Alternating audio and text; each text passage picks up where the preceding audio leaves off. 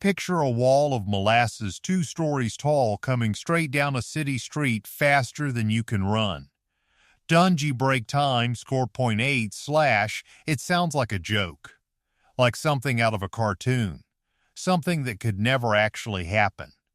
But on a cold afternoon in January of 1919 in the city of Boston, it happened, and by the time that wave finally stopped moving, 21 people were dead, and 150 more were injured.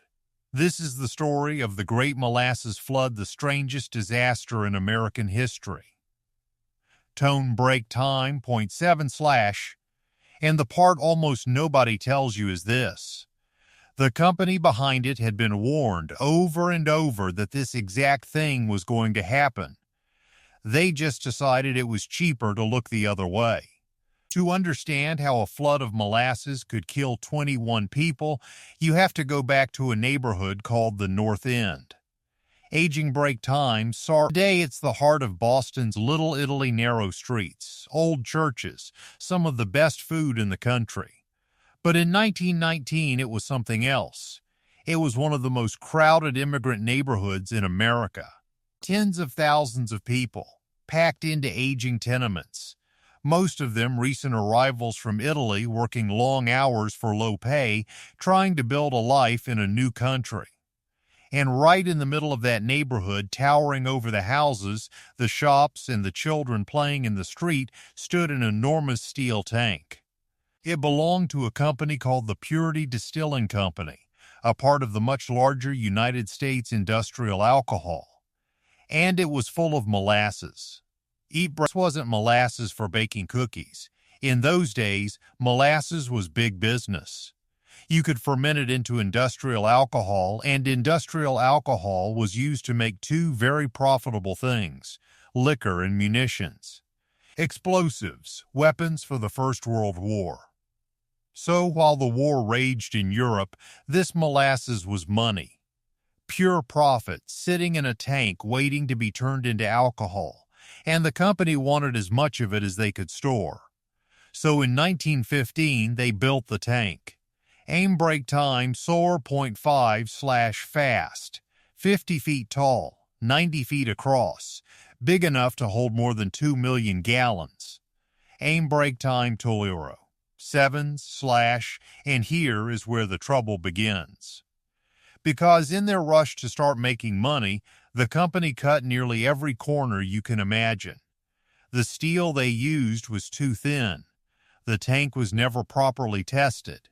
In fact, the standard way to test a tank like this was simple: you fill it with water first, to make sure it can hold the weight without leaking. Water is cheaper than molasses, and if something goes wrong, you've only spilled water. Break time, so 0. Company didn't bother. They barely filled it with water at all. They wanted it making money, not sitting empty. So they filled it with molasses and hoped for the best. It did not go well. From almost the very first day, the tank leaked. Molasses oozed out from between the steel plates and ran down the sides. The tank groaned. It shuddered. It made deep, metallic creaking sounds that the people of the North End learned to live with. Every time the company filled it, the whole structure seemed to strain against itself, like it was about to give way. The people who lived in its shadow noticed all of this. Break time, the neighborhood actually used to collect the leaking molasses, scraping it off the seams with sticks, carrying the sweetness home on their fingers. To a kid, a leaking tank was a free treat. To the adults, it was something more troubling. They could see molasses dripping out of the seams. They knew, deep down, that something was wrong with that tank. And they weren't the only ones who knew. There was a man named Isaac Gonzalez who worked at the facility. He saw the leaks up close, every single day. He was so worried the tank might fail that he started doing something almost desperate. He would check it constantly, and when the weather turned cold, he'd mix the molasses to keep the pressure even. He wrote to the company. He warned his bosses again and again that the tank was unsafe, that it could rupture, And how did the company respond to those warnings? A break time 8/. They painted the tank brown. A break time 0.7/. That's it. Instead of fixing the leaks, instead of reinforcing the steel, they simply painted the whole thing a molasses brown color so the leaks wouldn't show against the metal. A break time solved the problem. They just hid it. They made it harder to see. Isaac Gonzalez eventually couldn't take it anymore. In September of 1918, terrified of what he was sure was coming, he quit. In break time 0.6s. 4 months later, that decision would save his life. Now, the winter of 1919 was a strange and heavy time in America. The First World War had just ended. Soldiers were coming home, though, for many families their sons never would. The Spanish flu, which had killed hundreds of thousands of Americans, was finally starting to fade. People were exhausted. They were grieving. And they were trying, slowly, to return to ordinary life. January 15th, 1919 started out as an ordinary winter day with one unusual detail. The weather. Age break time Aki 0. 5/Boston in January is usually frigid, but that afternoon the temperature climbed past 40 degrees, unusually almost pleasantly warm. After a brutal cold snap, people came outside to enjoy it. The streets were busy. Workers were on their lunch breaks. Horses pulled wagons over the cobblestones. A train rumbled along the elevated railway. Children walked home from school. And inside that giant tank, something was very wrong. Dock break time 0.6s/9. Just 2 days earlier, the company had pumped in a fresh, warm shipment of molasses, over 1 million gallons of it, filling the tank nearly to the top. That warm molasses mixed with the older, colder molasses already inside. And when warm and cold molasses meet, they can begin to ferment. Fermentation produces gas, and gas produces pressure. Aim break time clo 0.7/pressure, pushing outward on steel walls that were already too thin, already leaking, already groaning under more than 2 million gallons of weight.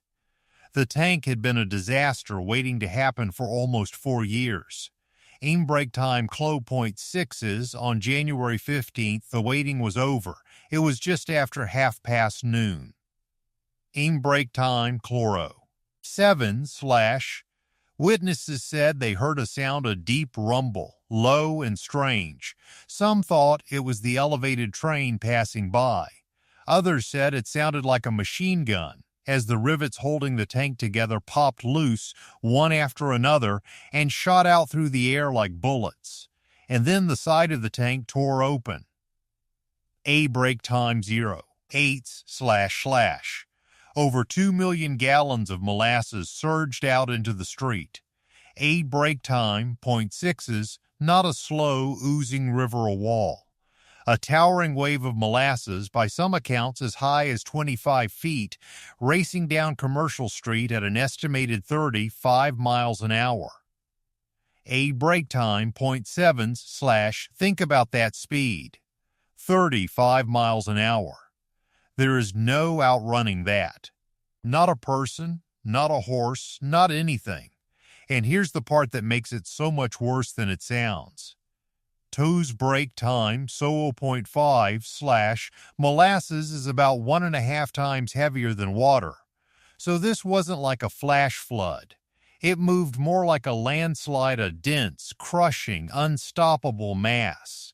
It didn't just sweep people along. It buried them. The wave hit the neighborhood with the force of a freight train. It slammed into the steel supports of the elevated railway and knocked them sideways, twisting the tracks and nearly sending a loaded train car plunging into the street below. It picked up wagons and threw them like toys. It snapped telegraph poles and folded them into itself. It lifted an entire firehouse off its foundation and shoved it aside, with the firemen still inside. Some of them had been eating lunch and playing a friendly game of cards just moments before. And then it reached the people. There was no escape. The Boston Globe described it in haunting terms. Caught in the wave, human being and animal alike simply could not flee. Running in it was impossible. To be snared in it was to be smothered. Once the molasses covered a person's head, there was no coughing it off, no wiping it away. It filled the streets waist deep, and in some places 15 feet deep, swallowing everything: people, horses, carts, entire buildings under a thick brown tide. Among the people in the street that day were two 10-year-old children, Pasquale and Tosca, and Maria D'Estasio. They were near the tank with Maria's little brother Antonio doing an ordinary errand, gathering firewood for their families, the way kids did back then. When the wave came, Maria's brother Antonio was thrown clear, and he survived. Pasquale and Maria were not so lucky. They disappeared into the molasses. Pasquale's father watched the whole thing happen from the window of their apartment, watched the children vanish beneath the flood, unable to do a single thing to save them. Both children died. They were 10 years old. Inside a nearby freight terminal, workers in the cellar had no warning at all. The molasses poured in through the doors and the windows and the cracks, and it trapped them where they stood. Out in the open, men were hurled through the air, slammed against rail cars, and pinned under debris. And everywhere in the street, in the wreckage, in the harbor beyond there were the horses. Dozens of them, caught in the molasses, sinking deeper the more they struggled. In the days that followed, rescuers would have to put many of them down where they lay, unable to free them from the sticky mass. Help came almost immediately. A nearby Navy training ship, the Nantucket, sent more than 100 cadets running to the scene. They were the first to arrive, wading into the molasses to drag out anyone they could reach. The police came. Firemen came. Nurses from the Red Cross actually dove into the molasses to pull people free, while others set up a makeshift hospital in a nearby building, treating the injured and trying to keep the survivors warm. But the rescue was a nightmare. Because here's the cruel irony of that warm winter day: it was still January, and as the molasses spread out and cooled in the cold air, it began to thicken, turning from a flood into something more like wet cement. Every step the rescuers took, they sank. The very thing they were trying to pull people out of was hardening around the victims, gluing them in place. By midnight, 11 people were confirmed dead. The rescuers kept searching for 4 more days before they finally had to stop. Many of the dead were so coated in molasses that they were almost impossible to recognize. In the end, the disaster killed 21 people and injured around 150. About half of them, quite literally, drowned in molasses. Most of the victims were workers and ordinary residents of the North End Italian immigrants, the very people who had been living in the tank's shadow, raising their families right next to a danger the company had refused to fix. One victim, a wagon driver named Cesare Nicolo, wasn't found for almost 4 months. His body was finally recovered from Boston Harbor, carried there by the wave. The cleanup took weeks. More than 300 workers descended on the neighborhood. They tried water, but plain water just rolled off the molasses. Eventually, they discovered that salt water from the harbor would break it down, and they sprayed it over everything: the streets, the rubble, the ruins of homes. But the molasses had gotten everywhere. People tracked it through the whole city on their shoes. For months, Bostonians said that everything they touched was sticky: the payphones, the streetcar seats, the subway platforms, the door handles. The harbor itself stayed brown until the following summer, And for decades afterward, people in the North End swore that on a hot summer day, you could still catch the faint, sweet smell of molasses rising up from the ground. But the story wasn't over. Because once the shock wore off, the people of Boston wanted an answer to a simple question. How could this have happened? The families of the dead and injured 119 of them banded together and sued the United States Industrial Alcohol Company. It became one of the first and largest class action lawsuits in Massachusetts history. Ordinary, working-class immigrant families taking on one of the most powerful corporations in the country. And the company's defense? They claimed it wasn't their fault at all. They argued that the tank hadn't failed because it was poorly built and had been bombed. Sabotaged, they said, by anarchists. Now, this wasn't completely random. These were the years of the Red Scare, when anarchist groups really were setting off bombs across America. So the company pointed at that fear and said, it wasn't us. It was terrorists. It was a convenient story. But it wasn't true. The case dragged on for nearly 6 years. Around 3,000 witnesses testified. The record ran to tens of thousands of pages. Engineers, metallurgists, and architects took the stand, and in doing so, this case helped pioneer the use of expert scientific witnesses in an American courtroom. The closing arguments alone took 11 weeks. And finally, in 1925, the court-appointed auditor, a man named Hugh Ogden, delivered his ruling. There was no bomb. There were no anarchists. The tank had failed for exactly the reasons the people of the North End had been saying all along. It was too thin. It was poorly designed. It was cheaply built, never properly tested, and recklessly maintained. The company was found responsible. They were ordered to pay around $628,000 in damages, roughly $8 million in today's money. The families of those who died received about $7,000 each. $7,000 for a life, for a 10-year-old child. But out of all that loss, something did change. The Molasses Flood became a turning point for how America held companies accountable. Before this disaster, a company could build something enormous and dangerous in the middle of a crowded neighborhood with almost no real oversight. After it, that began to change. Because of this case, new rules took hold across the country, rules that we now completely take for granted. That an engineer has to sign and seal his plans and stand behind them. That an architect has to show his work. That a building inspector has to actually come out and examine a project before it's approved. A huge amount of the safety we live with today, every inspected building, every certified design traces part of its history back to a brown tank on Commercial Street. The people of the North End had been right all along. They heard the groaning. They saw the leaks. They watched their children scrape molasses off the seams of a tank that should never have been built the way it was. They knew.